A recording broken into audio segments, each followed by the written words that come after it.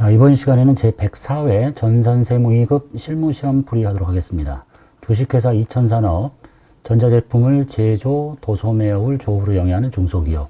단기는 15기고 2022년 기준입니다. 문제 1번, 일반 전표 입력 메뉴를 이용해서 다음의 거래자를 입력하십시오. 자, 1번, 3월 10일 전기에 회수불능 채권으로 대손 처리했던 외상 매출금 거래처 입력은 생략하시고 600만원 중에서 절반을 현금으로 회수합니다. 부가세법상 대손세액 공제는 적용하지 않는다. 자, 전기 이전에 대손 처리한 게 돌아오면 돈을 받아야 되겠죠. 현금으로 받았고 절반, 그래서 외상 매출금의 대손 충당금을 다시 늘려주시면 되겠네요. 2번 3월 15일 코스닥 상장 주식인 에코전자의 주식 500주를 단기 보유 목적으로 주당 만원에 매입합니다. 500만원. 그리고 수수료와 함께 보통예금에서 나가고 수수료는 영업의 비용 처리하시래요.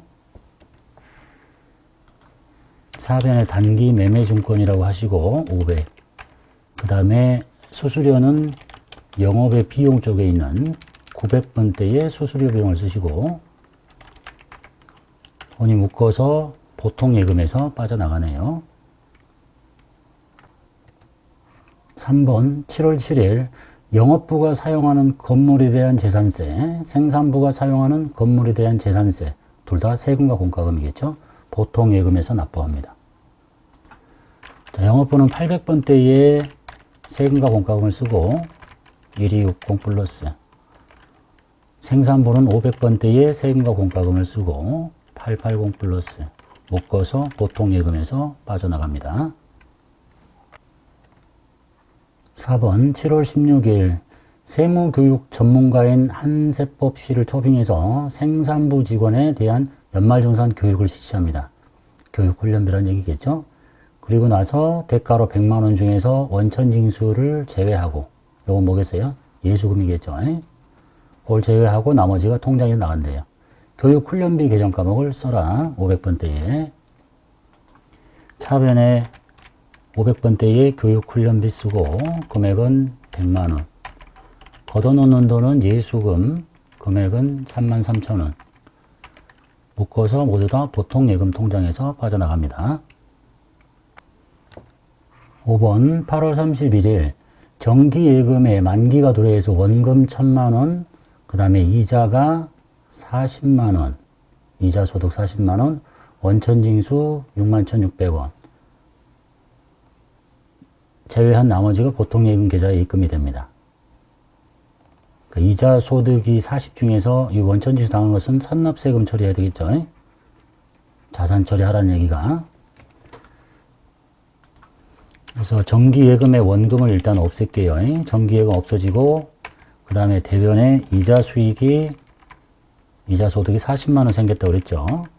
그 다음에 선납세금 빼고 금액이 61600. 그리고 나머지만 보통예금 통장으로 들어온답니다. 10338. 문제 2번 메인 매출 전표 입력 메뉴를 이용해서 다음의 거래자를 입력하시오.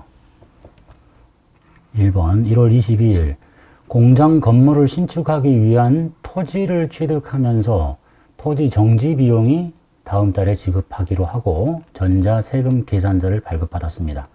매입이고 토지의 자본적 지출 관련 매입세 공제 못 받으니까 54번 불공제를 쓰셔야 되겠네요. 토지 정지 비용 13750 플러스 거래처가 상진개발, 전자 찍고 불공제 사유 F2키 눌러서 토지의 자본적 지출 관련 분계는 외상이니까 혼합 눌러서 토지 정지 비용은 토지의 취득 원가를 늘려주시면 되겠고 대변에 상거래 아니니까 미지급금으로 처리하시면 되겠네요. 2번 1월 31일 레고 문구 일반과세자에서 영업부가 사용할 문구류를 현금으로 매입하고 현금 영수증을 받았습니다. 현금 영수증이고 부가세가 들어있으니까 현금 영수증 과세란 얘기겠죠. 61번. 유형은 61번. 품목은 문구류. 수량 단가 없고 공급 가액 자리에다가 공급 대가 이렇게 쳐서 쪼개지는 게 맞겠죠. 잘못 쳤으면 다시 치시면 되겠고. 그 다음에 여기가 레고. 분계는 현금이니까 1번 누르고, 소모품 B, 영업부니까 800번대의 소모품 B로 처리하라는 얘기네요. 3번 2월 28일 정상적인 구매 확인서에 의해서 원재료 3천만 원을 매입하고 영세율 전자세금 계산서를 발급받았습니다. 유형은 52번 영세가 되겠네요. 원재료 3천만 원, 거래처는 안건, 전자 찍고 보통예금이라니까 혼합 눌러서 차변에 사들여오는 것은 원재료, 대변에 보통예금을 빼내시면 되겠습니다. 4번 3월 12일 사업자가 아닌 김영진 거래처 입력하라고 되어 있고, 제품을 판매했습니다. 판매대금 1320 부가세가 포함되어 있고 과세 거래라는 얘기입니다. 그리고 간이 영수증을 발행했다는 얘기는 증빙이 없다 이런 얘기네요. 무증빙. 그래서 유형은 14번 건별을 쓰시면 되겠습니다. 제품 건별은 공급 가액 자리에다가 대가를 쳐서 쪼개지는 게 맞겠죠. 거래처 입력하라고 되어 있고 김명진. 분계는 보통예금이니까 혼합 눌러서 제품 매출한 거 맞습니다. 돈은 보통예금에다가 집어넣으시면 되겠네요. 5번 3월 16일 영업부는 거래처 접대용 근저 화환을 주문하고 전자 계산서를 받아왔대요. 면세, 불공은 세금 계산서인 경우니까 53번 근저 화환 수량 있고 단가 있네요. 거래처는 제1화원 전자 찍고 결제는 외상미수금이라고 되어 있습니다. 그러면 혼원 눌러서 사들여온 거는 영업부가 접대할 거니까 800번대의 접대비라고 하시고 대금은 나중에 주죠. 상거래 아니니까 미지급금이라고 하시면 되겠네요. 문제 3번 부가가치세 신고 관련된 다음 물음에 답하십시오. 첫 번째, 다음 자료를 이용해서 제2기 예정신고 기간에 신용카드 매출전표 등 수령 명세서 각을 작성하시고, 사업용 신용카드는 신한카드를 사용하고 있으며 현금 지출의 경우 사업자 등록번호를 기재한 현금 영수증을 수령했다. 단 상대 거래처는 일반 과세자라고 가정하겠다. 전표 입력은 생략해라. 그래서 여기에 신용카드 매출전표 등 수령 명세서 들어가서 7월부터 9월 치시고, 제시된 네 가지 중에서 안 되는 것만 제거하고 입력하시면 되겠죠.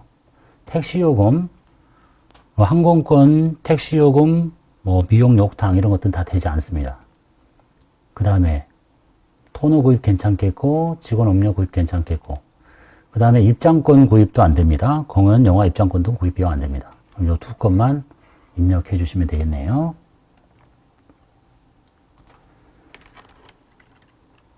07 31일자 현금 영수증이라고 되어 있고, 공급자는 F2키 눌러서 오피스. 현금 영수증은 카드 번호가 없을 거고 금액이 15만원에 15,000원.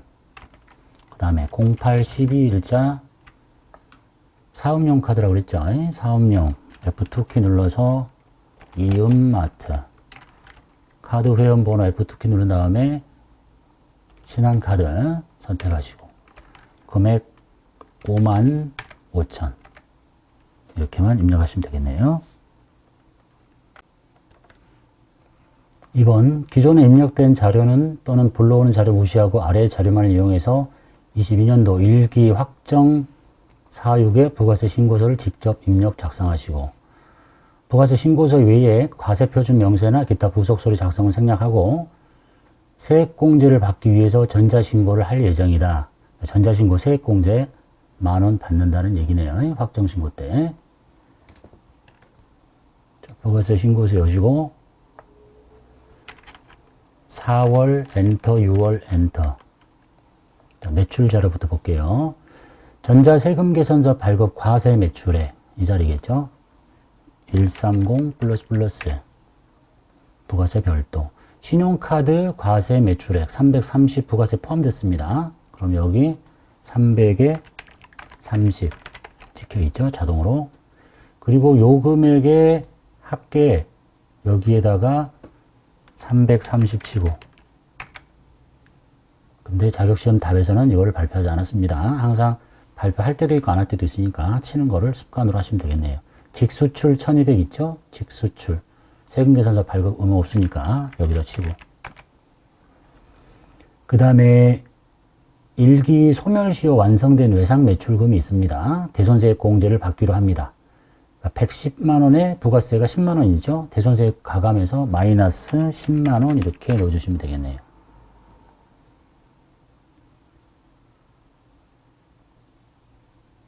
그 다음에 하나 빼먹었네요. 비사업자에 대한 정규 영수증 이외의 과세 매출액. 여기란 얘기겠죠. 40만원의 부가세 별도. 40에 4만 입력하시면 되겠고. 그 다음에 매입자를 볼게요. 세금계산서 수치본 매입이 5,500, 550. 일반 매입이라고 되어 있습니다. 요 자리라, 아니거나 요 자리란 얘기겠죠. 5,500, 5,500, 550. 그 다음에 이 중에, 이 5,500의 이 중에 접대 물품 관련 매입이 1,000만원에 100만원이 포함되어 있습니다. 나머지는 재고자산 구입액이다. 요 속에 공제받지 못할 매입세액이 들어있다는 얘기니까 공제받지 못할 매입세액 가서 1,000만원에 100만원을 넣어서 차감을 시켜주면 되겠고. 그 다음에 일기 예정신고 시 미환급된 세액이 있어요. 예정신고 미환급세액 자리 여기다 놓고 80만원 치고. 그 다음에 전자신고 한다고 했죠? 전자신고 세액공제 확정신고 때 10,000원. 됐죠? 3번 다음의 자료를 이용해서 22년 2기 부가세 확정신고 기간에 부가가치세 신고서 및 관련 부속서류를 전자신고하십시오. 1번 부가세 신고서와 관련 부속서류는 마감이 되어 있고 그 다음에 이 순서대로 하시고 비밀번호는 이렇게 하시고 그 다음에 화일 이름 있고. 일단 부가세가 마감이 돼 있다니까 가보면 10월, 12월 이렇게 하면 여기 이제 마감이 돼 있죠. 이렇게 해놨으니까 이제 여기서부터 진행하라는 얘기입니다. 전자신고 들어가서 신고가 10월부터 12월 거 이렇게 하면 부속서류까지 다 마감이 돼 있으니까 여기서 이제 제작을 눌러주면 되겠네요. 비밀번호는 1, 2, 3, 4, 5, 6, 7, 8로 하래요. 1, 2, 3, 4, 5, 6, 7, 8. 그 다음에 확인하시고. 확인. 그 다음에 닫고. 그 다음에 홈택스 전자신고하러 가시면 되겠죠. 닫고. 일단 파일을 찾습니다. 파일이 C 드라이브에 이렇게 지금 깔려 있다는 얘기죠. ENC 지금 날짜 요거 선택하시고 그 다음에 내려가서 형식 검증하기부터 1, 2, 3, 4, 5, 6, 7, 8 확인 검증 결과 확인 내용 검증하기 결과 확인 자료 제출 파일 제출하기 확인 하고 닫습니다. 문제 4번 다음 결산 자료를 입력해서 결산을 완료하십시오. 1번 1년간의 임대료 올해 22년 10월부터 내년 9달 이쪽이 9달 이쪽이 10, 11, 12 3달 있네요. 2,400만 원을 일시에 수령하고 전액 영업의 수익으로 처리를 했습니다. 그러니까 2,400만 원 중에서 내년 거 9달 12개월분의 9달을 계산해 가지고 1,800만 원을 미리 받은 거잖아요. 임대료라는 이 사람 수익이에요. 임대료라는 수익을 취소시키고 수익이 대변이니까 차변으로 임대료라는 수익. 이 이름 쓰시면 안 돼요. 요 이름 쓰시면 안 돼. 이거는 부동산 임대업이 주업인 사람이니까 영업의 수익 쪽을 쓰셔야 되고, 그래서 1800을 취소시키고 대변의 성격이 뭡니까? 먼저 다 받았지. 선수금의 성질을 갖죠. 수익과 함께 선수 수익이라고 합니다. 2번 단기 대여금 중에는 단기 중 발생한 LPL사에 대한 외화 대여금 2,400만 원이 있습니다. 단기 대여금 중이라고 했어요. 계정 과목은 이걸 쓰고 있다는 얘기입니다. 자, 발생일의 기준 환율이 1,200원이었고요. 얼마인지 달러당 얼마 몇 달러인지를 모르겠지만 요걸 곱해서 이렇게 하니까 요걸 이렇게 나누면 이게 2만 달러라는 걸 알 수 있습니다. 2만 달러를 1,200원을 곱해서 2,400만 원 잡혀 있는데 지금 1,300원으로 달러당 100원씩 올랐어요. 100원. 그럼 여기 2만 원짜리에다가 100원 올리면 200만 원만큼 증가가 될 텐데 대여금이잖아. 자산이 증가했다는 얘기죠. 200만 원만큼 단기 대여금을 LPL사 걸어서 한영키 하나 누르시고 200만 원만큼 늘려주고 대변에 벌어진 차이는 외화 환산 이익이 생긴 거죠. 자산이 늘어났다. 3번 단기 중에 취득해서 기말 현재 보유 중인 유가증권의 내역이 다음과 같습니다. 유가증권의 평가는 기업 회계 기준 따라 처리하고 단기 매매 목적으로 취득했으니까 얘는 단기 매매 증권이라는 얘기네요. 취득 원가가 주당 3,000원짜리인데 2,500원으로 공정가치가 한 주당 500원씩 떨어졌네요. 그러면 58에 40에서 400만 원만큼 단기 매매 증권을 내려버리면 되겠네요. 대변으로 단기 매매 증권을 400을 줄이고 벌어진 차이는 평가 손실, 단기 매매 증권 평가 손실이라고 하시면 되겠습니다. 4번 코로나로 인한 특별 재난 지역에 기부한 제품 1,500만 원에 대한 회계 처리가 누락된 것을 기말 제품 재고 실사 결과 확인했습니다. 제품을 없애라는 얘기네요. 대변에 제품 없애고 저격 걸어서 없애야 되겠죠? 판매된 게 아니니까 차변에 기부금이라고 하시면 되겠습니다. 5번 기말 현재 보유하고 있는 영업부의 감가상각 자산은 다음과 같습니다. 감가상각비와 관련된 회계 처리를 하시고 제시된 자료 위에 감가상각 자산은 없다고 가정하고 월할 상각하고 고정자산 등록은 생략합니다. 자, 이게 21년 7월 연도 중에 샀죠. 이게 무슨 법이야? 정액법이지. 취득 원가 5천만 원 마이너스 잔존가치 곱하기 내용연수 5년분의 1 이렇게 하니까 매년 1,000만 원씩일 거예요. 근데 전기 말까지 상각 누계액이 왜 500이겠어요? 작년에는 7월 달에 샀으니까 이 금액에다가 곱하기 12분의 6개월치밖에 없었으니까 이렇게 돼 있다는 것을 설명할 수 있겠죠. 하지만 금액이 변하는 건 아니지. 그래서 이 경우에는 뭐 분계가 간단하니까 여기다가 직접 해도 되고 또는 결산자료 입력이라는 메뉴에 들어가서 1월부터 12월까지 가서 영업부의 감가상각 자산이니까 판매비와 관리비 쪽에 가서 차량 운반부죠. 여기다가 놓고 금액을 1,000만 원 넣어주고 그리고 잊지 말고 전표 추가만 이렇게 해주시면 일반 전표에 자동으로 여러 가지 전표들이 많이 생겼을 거예요. 그 중에 하나가 이제 이 분계라는 얘기입니다. 문제 5번 2022년 귀속 원천징수 자료와 관련해서 다음 물음에 답하시오. 1번 다음은 총무부 사원 강지후의 부양가족 자료입니다. 부양가족은 생계를 같이 하고 있으며 부양가족 공제는 요건이 충족되는 경우 모두 강지후 사원이 적용받기로 합니다. 근로자 본인의 소득세가 최소화되도록 사원 등록 메뉴에 부양가족 명세를 작성하시고 그 다음에 기본공제 대상자가 아닌 경우에는 기본공제란을 부로 입력하십시오 라고 하고 있네요. 자, 사원 등록 눌러서 강지후 선택하고 부양가족 탭 들어가서 일단 인적사항을 먼저 등록하고 그 다음에 연말정산 공제 여부를 선택하도록 하겠습니다.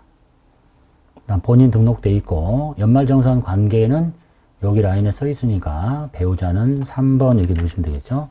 배우자 정혜미, 주민번호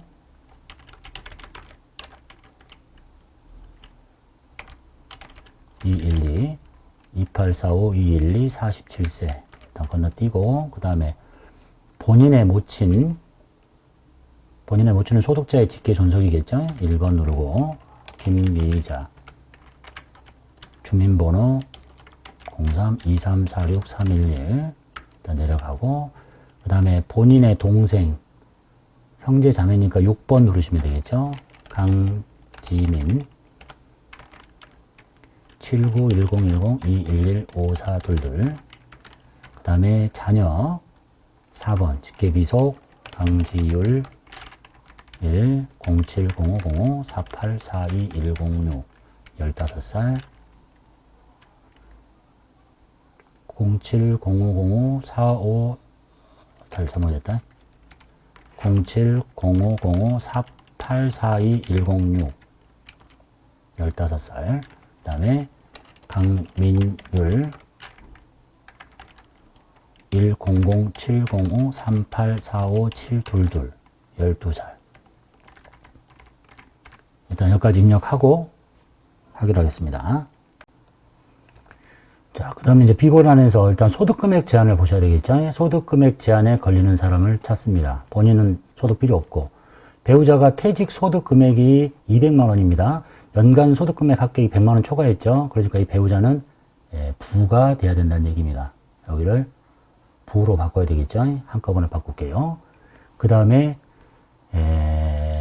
일용직 근로소득은 분리과세 되니까 상관없고 그 다음에 얘도 양도소득 금액이 100만원 초과됐네요. 강지민 예전 얘도 부 얘는 나이에서도 부고 원래 소득이 없다면 장애인은 나이 제한이 없으니까 공제 가능한데 소득 금액 존재하니까 얘는 부. 그 다음에 자녀 원고가 당선돼서 일시적으로 받은 원고료가 100만원 초과되지 않았으니까 괜찮고 소득 없고 그래서 요 두 사람만 부로 바꿔 놓으시면 되겠네요.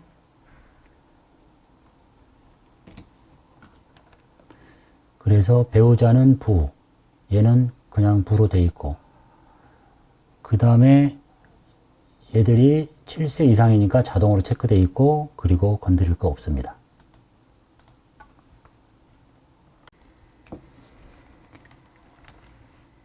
다음은 영업부사원 한기용 4번 103번의 연말정산 관련 자료입니다. 근로자 본인의 소득세 부담이 최소화되도록 연말정산 추가 자료 입력 메뉴에 부양가족 탭을 수정하시고 요거 수정하고 그 다음에 연말정산 입력 탭 여기 그 다음에 의료비 지급 명세서 의료비는 부양가족 탭 여기 부양가족 탭에서 눌러서 의료비까지 작업하라는 얘기네요. 자, 일단 4번을 103번을 입력합니다. 그 다음에 부양가족 탭을 먼저 조정을 할게요. 자, 부양가족 모두 다 부로 돼 있고 이슬비 배우자 소득 없으니까 배우자 공제라고 여기를 바꿔야 되겠죠. 이슬비는 배우자. 그 다음에 자녀 한기쁨 초등학생 여기도 20세 이하. 그 다음에 김어들은 생계를 같이 하는데 총 금액이 600만 원이고 장애인입니다. 일단 소득금액 제한에 걸렸죠. 그러니까 부가 맞습니다. 여기를 배우자로 바꾸고 여기를 20세 이하로 바꾸고 자녀 지키는 게 맞겠죠. 일단 첫 번째로 부양가족을 등록을 했습니다. 자, 그 다음에 의료비 더블 클릭하고 의료비 명세서 작성하겠습니다. 의료비 내역 모친의 질병치료 목적 병원비 모친은 소득금액 제한에 걸린 사람이죠. 의료비는 소득금액 제한 없기 때문에 공제가 가능합니다.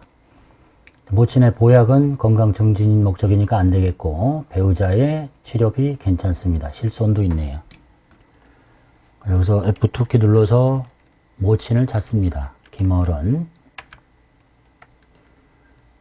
자, 의료비 공제할 때는 여기 하단에 보면 본인 의료비냐 65세 장애인이냐를 선택해야 되니까 여기서 2번이라고 바꿔주시면 되겠고 모두 증빙은 국세청 연말정산 자료라고 되어 있습니다. 1번.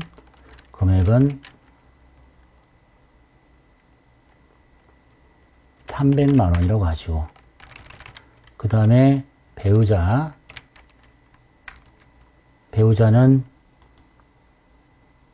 그 밖의 자죠. 3번 됐고 1번 선택하시고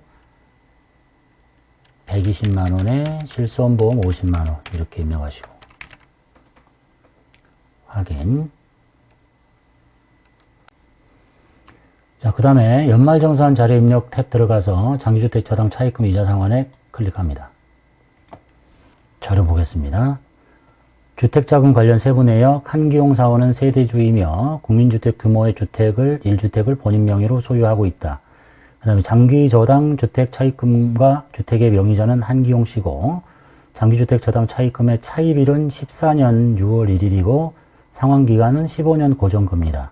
주택 취득일은 14년 5월 6일이고 당시의 기준시가는 3억 원이네요. 5억 원 이하니까 괜찮다. 위 자료 외에 장기주택 저당 차입금 이자 상환액 공제 요건은 모두 충족했다라는 얘기입니다. 그래서 장기주택 저당 차입금 이자 상환액 요 자리에 가서 14년에 차입했으니까 15년 이후가 아니죠. 그 다음에 고정금리 여기다가 200만 원을 이렇게 넣어주시면 되겠네요. 확인.